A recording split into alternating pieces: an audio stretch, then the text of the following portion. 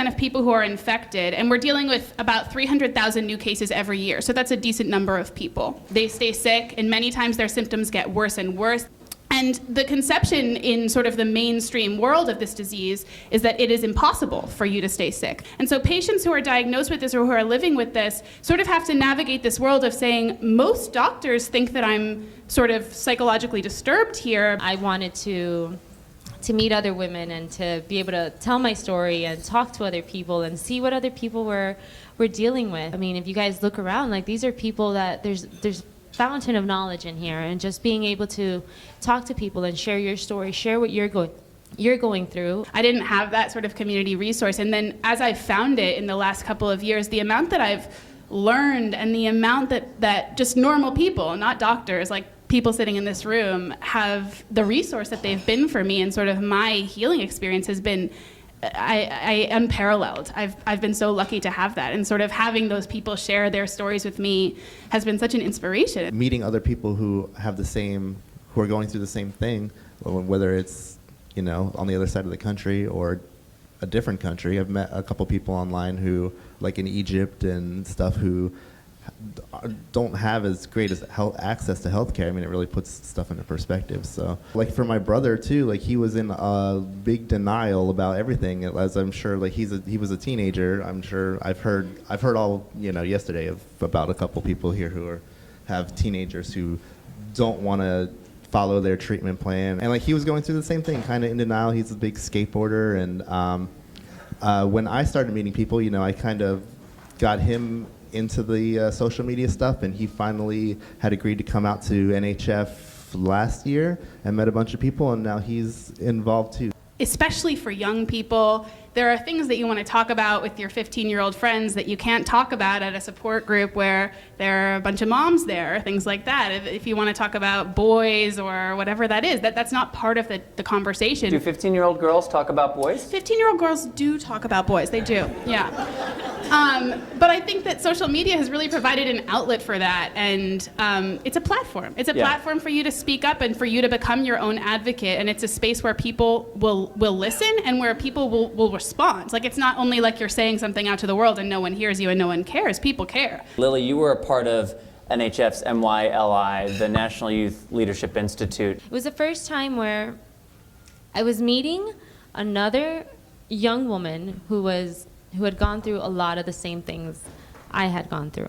Kind of interesting to hear my story or a really similar story coming out of somebody else. And after that, just a friendship really developed where it wasn't so much like my parents were reaching out, but I was also reaching out. Our nurses, our doctors are really great, but they're not somebody you call on the weekend, or you don't have their cell phone number. Right. So. I had always been pretty independent with my bleeding disorder. I learned how to self-infuse at 8 years old. So from that point on, I had been pretty much infusing by myself that entire time, kind of like a latchkey kid, So yeah. I've always been pretty independent. While I was in school, I didn't have a job or anything, so I was able to get Medicaid. So my medication didn't cost anything to me at that time.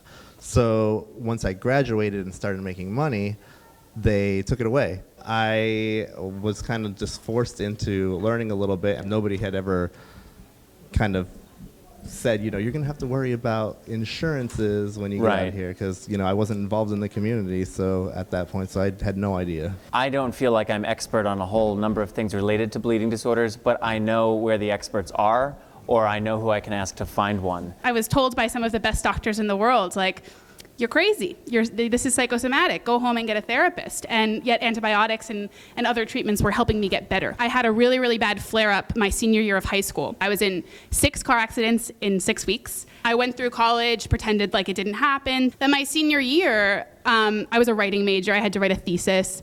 But I wasn't really ready to write about my own experience yet. So I started talking to other patients who had been diagnosed. But it was the first time in what at that point had been almost 12 years of dealing with this.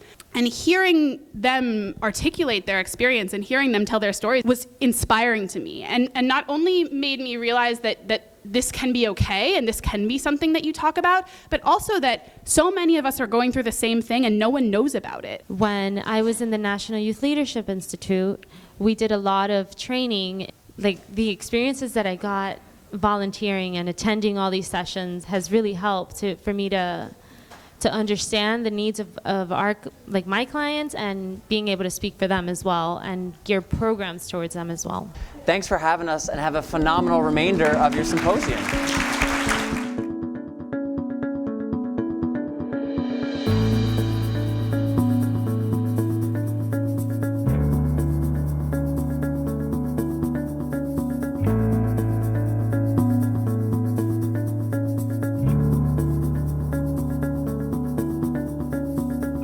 To watch video from any of our previous Powering Through sessions, visit poweringthrough.org, or to learn more about National Cornerstone Healthcare Services, NCHS, visit nchswecare.com.